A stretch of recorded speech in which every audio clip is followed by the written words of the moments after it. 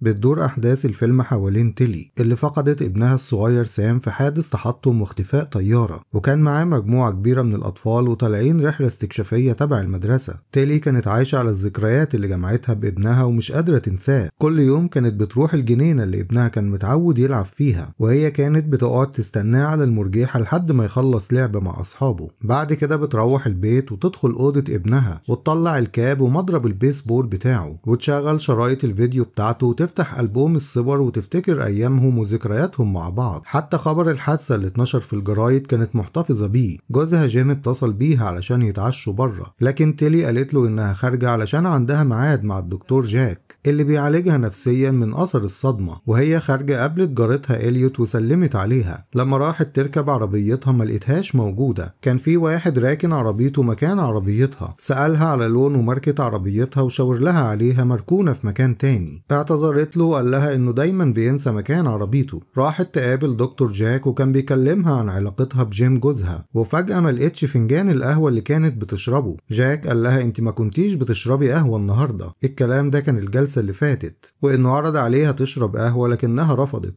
قالت له ان طعم القهوة لسه في بقها. قال لها ان ذاكرتك بتخونك ودايما بتصنعي ذكريات لنفسك مش حقيقية، وانت هنا علشان تتخلصي من الذكريات دي. لما قالت له انت عاوزني انسى ابني سام سكت وبص في الارض. جيم رجع من الشغل وكان جايب لها هدية علشان رجعت شغلها تاني. كانت شغالة في مجال نشر كتب الاطفال، وهي بتتكلم معاه شافت صورتهم مع بعض وابنها سام ما كانش موجود فيها. زعلت منه وقالت له ليه غيرت الصورة؟ قال لها انه ما غيرش حاجة، واتهمته انه بيحاول دايما يخليها تنسى ابنها. خرجت من البيت وراحت الجنينة علشان تقعد على المرجيحة. لقت واحد قاعد مكانها، كان جارهم ساكن في اخر الشارع واسمه آش، وكان لاعب هوكي مشهور، وتملي ماسك ازازة الكحول في ايده، واستغرب انها عارفة اسمه لكن هو ما كانش فاكرها. روحت البيت وقالت لجيم ما يطلبش منها انها تنسى ابنها. وهي نايمة افتكرت اخر يوم ليها مع سام وهي بتوصله الطيارة، وكانوا فرحانين جدا. طلعت صورها مع ابنها كالعادة وبصت فيها، وطلعت الكاب بتاعه وألبوم الصور، لكن فجأة لقت كل الصور اختفت من الألبوم. اتصلت بجيم جوزها وكانت غضبانة وقالت له مهما عملت مش هتخليني انسى سام. طلعت شرايط الفيديو علشان تشوف ابنها، لكن لقت كل الشرايط فاضية. لما جيم رجع من بره صرخت فيه وقالت له انها مش عاوزة تعيش معاه تاني بعد ما مسح الشرايط اللي عليها ابنهم. جيم حاول يهديها وقال لها ان الشرايط كانت فاضية من الاساس، وواضح ان العلاج بدأ يعمل مفعول وبدأت ترجعي لحالتك الطبيعية. دكتور جاك قال لها انت عمرك ما كان عندك ابن اسمه سام، وانه طول الوقت بيحاول يعالجها من الوهم ده. اتفاجئت من كلامهم وحست انهم عايزين يجننوها، وقالت لهم ان عندها 9 سنين من الذكريات مع ابنها، ازاي كل ده يبقى وهم؟ جيم قال لها انها كانت حامل لكن الجنين مات، وده اللي سبب لها الصدمة دي. ضحكت من كلامهم وقالت لهم انها مش مجنونة، وان في صورة تانية ليهم هما التلاتة لكن جيم خباها. طلعت الصندوق اللي فيه صورها مع ابنها، لكن لقت جيم جوزها هو اللي معاها في الصور. دكتور جاك قال لها انه مضطر يدخلها المصحة. لما حست انهم مصرين على كلامهم سابتهم وهربت.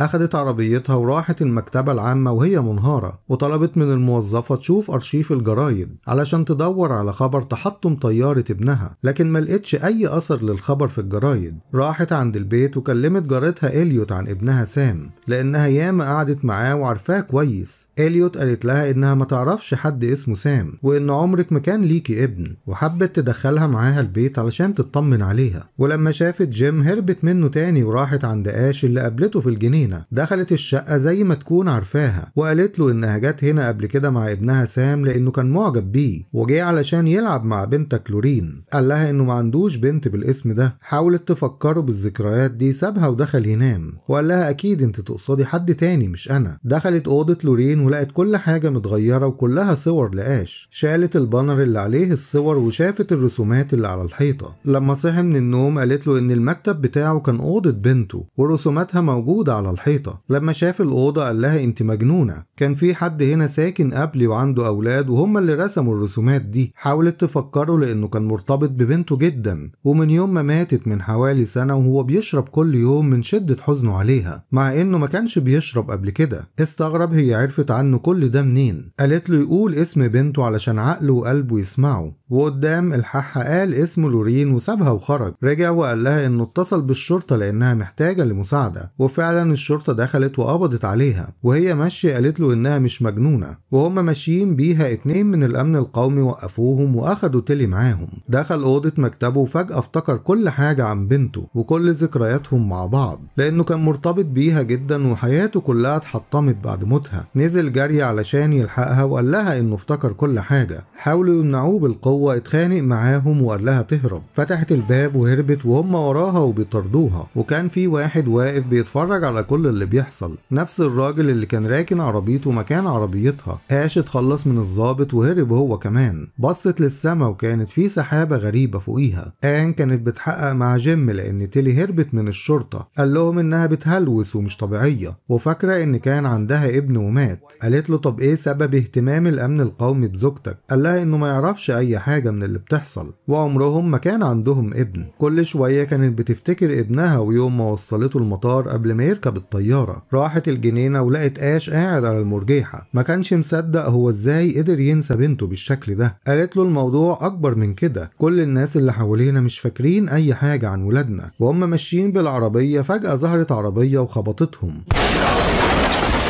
ونزل منها عملاء الأمن القومي وفضلوا يطردوهم، لكن جريوا منهم واستخبوا وما قدروش يشوفوهم، وراحوا فندق صغير علشان يباتوا فيه. تيلي اتصلت بالدكتور جاك وقالت له إن في ناس بيطردوها، ودلوقتي ما بقتش لوحدها اللي فاكرة ابنها، لأن معاها واحد تاني بنته كانت على نفس الطيارة وهو كمان فاكرها، وسألته إذا كان عنده تفسير للموقف ده كمان. آش كان مستغرب وقال لها طالما ولادنا ماتوا ليه عاوزيننا ننساهم ويمحوا ذكرياتنا؟ إيه أهمية ده؟ كل يوم كانت بتقول اسم ابنها علشان ما تنساهوش وتفضل فاكرة كل حاجة. فكرت في كلام آش وعرفت ان اولادهم لسه عايشين ما ماتوش، علشان كده عاوزين يمحوا ذكرياتهم. كانت رايحة لجوزها جيم علشان تقول له كل حاجة يمكن يفتكر. لقوا الشرطة مستنياهم ومحوطاهم من كل مكان، وهم خارجين بالعربية لقوا نفس الراجل الغامض قدامهم. ضربوه بالعربية وهربوا. تيلي قالت انها قابلت الراجل ده قبل كده لكن مش فاكرة فين. المحققة آن اتصلت بيها. تيلي قالت لها ان اولادهم اتخطفوا وعاوزين يوهموهم انهم ماتوا، وهي وآش فاكرين كل حاجة. راحت لجيم علشان تقول له ان ابنهم عايش، لقيته مش فاكرها هي اصلا، وقال لها انه مش متجوز وسابها ومشي. الشرطة كانت مراقباهم طول الوقت. هربوا منهم كالعادة وراحوا استخبوا في كوخ وسط الغابة. عامل البنزينة بيقول لآن انهم ضربوا واحد بالعربية وبعد شوية قام ومشي عادي. الامن القومي وصلوا وكانوا عاوزين يعرفوا منها معلومات، وسألتهم عن حادث الطيارة وحاولوا يداروا. دكتور جاك راح يقابل آن وكان عاوز يساعدها، وقال لها انه هو المسؤول عن الحالة اللي وصلت لها تيلي لانه ما كانش مصدقها، وطلب منها يفضل معاها علشان يلاقوها. آش حس بحركة بره الكوخ وخرج يتأكد، لقى واحد واقف من بعيد وبيراقبهم. ضربوا بسيخ الدفاية واخدوا جوه الكوخ. كان موظف تبع وكالة ناسا الفضائية، مرضيش يقول لهم اي معلومات لانهم مهما عملوا مش هيلاقوا اولادهم. كان خايف جدا وقال لهم ان ده في مصلحتهم لو عاوزين يفضلوا عايشين هم وكل الناس اللي يعرفوهم. تيلي وشوشته علشان محدش يسمع كلامهم. قال لها مهما عملتي هم سامعين كل حاجة. وفجأة سقف الكوخ طار وهو طار معاه والكوخ كله بقى على الأرض.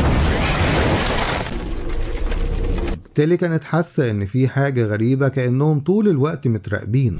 آن راحت مكان الكوخ وكانوا فاكرين انه انفجار نتيجة تسرب غاز، لكن شافت الرسالة اللي تيلي كاتباها على الازاز وبتطلب منها تساعدهم، وشافت كارنيه الموظف بتاع وكالة ناسا، لكن محدش شافه بعد الانفجار ومفيش اثر لأي جثة. تيلي افتكرت اسم شركة الطيران وطلبت من آش انهم يروحوا يسألوا عن الطيار او المدير او اي حد ممكن يوصلهم للحقيقة. لما راحوا الشركة لقوها فاضية وما فيهاش حد. ما كانش موجود غير قاضي من وزارة العدل، كانت جاية تراجع كشوفات الشركة بعد ما فلست، وطبعا هتتشكل شركة تانية وباسم تاني وفي مكان تاني، وهي دي اللعبة. تيلي قالت لها انها سكرتيرة المدير وعاوزة تاخد حاجته من المكتب. القاضي قالت لها ده ممنوع، ولو لقت حاجة تخص المدير شتينر هتبعتهم بالبريد. تيلي اكدت معاها على العنوان وعرفته. راحوا بيت المدير وكان مهجور وما فيهوش حد. دوروا في كل مكان ما لقيوش اي أي حاجة غير صورة الشركة. آن عرفت إن في حد سأل على عنوان مدير شركة الطيران، أخدت معاها دكتور جاك وراحوا على هناك. تيلي افتكرت الراجل الغامض اللي تملي بتقابله، وافتكرته وهو بيودع ابنها قبل ما يركب الطيارة. في نفس الوقت آش ركز في الصورة وشاف نفس الراجل موجود فيها، كان هو شتينر المدير. وهم بيتكلموا حسوا إنهم مش لوحدهم وفي حد معاهم. حاولوا يهربوا لكن الأبواب كلها كانت مقفولة، كسروا الإزاز وخرجوا. وهم بيجروا شافوا عربية الشرطة بتاعت آن جاية عليهم. آش قال لها تهرب بالعربية وهو هيضلل الشرطة ويبقى يتقابلوا في شقته. آن لما قربت من البيت شافت شتينر، طلبت منه يقف لكن موقفش، ضربت عليه نار وفضل ماشي ولا كأن حاجة أثرت فيه. عربية تيلي كانت غارزة في الطين. لما نزلت منها آن ندهت عليها وقالت لها ما تهربش لأنها مصدقة كل كلامها وهتساعدها علشان تلاقي ابنها، لأن اللي خطف ابنها مش بشر عاديين. ولما قربت منها فجأة طارت في السماء واختفت. راحت شقة آش علشان يروحوا المطار بتاع الشركة، وفجأة ظهر لهم شتينر. آش حاول يضربه لكن لقاه ما بيتضربش. قال لتيلي تهرب وأخده ونزل من الشباك. آش طار للسما واتخطف. نزلت تشوف الجثة بتاعة شتينر ما لقيتش حاجة على الأرض. دكتور جاك جه وأخدها معاه في العربية علشان يسلمها للشرطة. وقفت العربية وطلبت منه ينزل منها لأنها عاوزة تروح المطار، ووافق يوصلها. لما وصلوا شافت شتينر مستنيهم، حاولت تتكلم معاه لكن جاك منعها، ولقيته بيتكلم مع شتينر وبيطلب منه يصحح الوضع لأن الأمور انكشفت وخرجت عن السيطرة. شتينر رفض وقال له إن لسه في وقت. عرفت إن جاك بيتعاون مع الفضائيين اللي خطفوا ابنها. قال لها إن هو وغيره بيحاولوا يقللوا الضرر علشان الناس تعيش، لأنهم أقوى منهم بكتير وما يقدروش يرفضوا لهم طلب. سابته وراحت لشتينر. كان مستغرب من صمودها وإنها لسه فاكرة ابنها، ووراها ابنها سام وهو بيجري قدامها. جريت وراه وهو بيبعد عنها، وفجأة لقت شتينر قدامها. قالت له عاوزين ايه من أطفال زي دول؟ قال لها الاختبار ما كانش على الأطفال، انتوا موضوع الاختبار. علاقة الأم بابنها، الشيء الخفي اللي محدش يقدر يشوفه، والطاقة اللي الأم بتاخدها من العلاقة دي. قالت له يرجع لها ابنها وهي هتعمل اللي هو عاوزه. قال لها لازم تنسي ابنك لأنه هو المسؤول عن الاختبار ده، ولو فضلت فاكراه معنى كده إن الاختبار بتاعه هيفشل، وهو ما بيحبش الفشل. وظهر لها بوشه الحقيقي.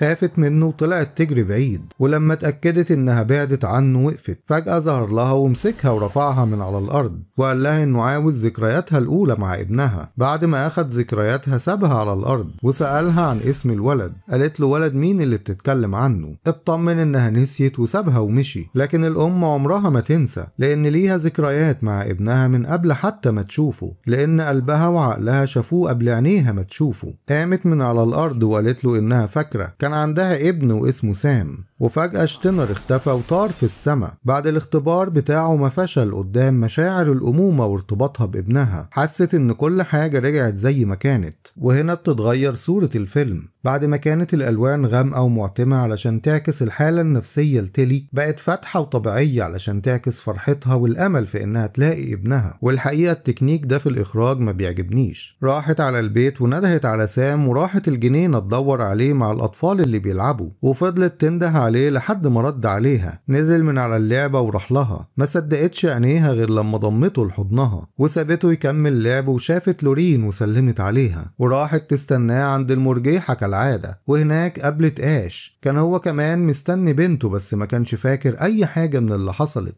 اتعرفت عليه من جديد وقعدوا يستنوا أولادهم وعينيهم عليهم طول الوقت. لو الفيلم عجبك ياريت تدعمنا بلايك واشتراك في القناة عشان يوصلك كل جديد.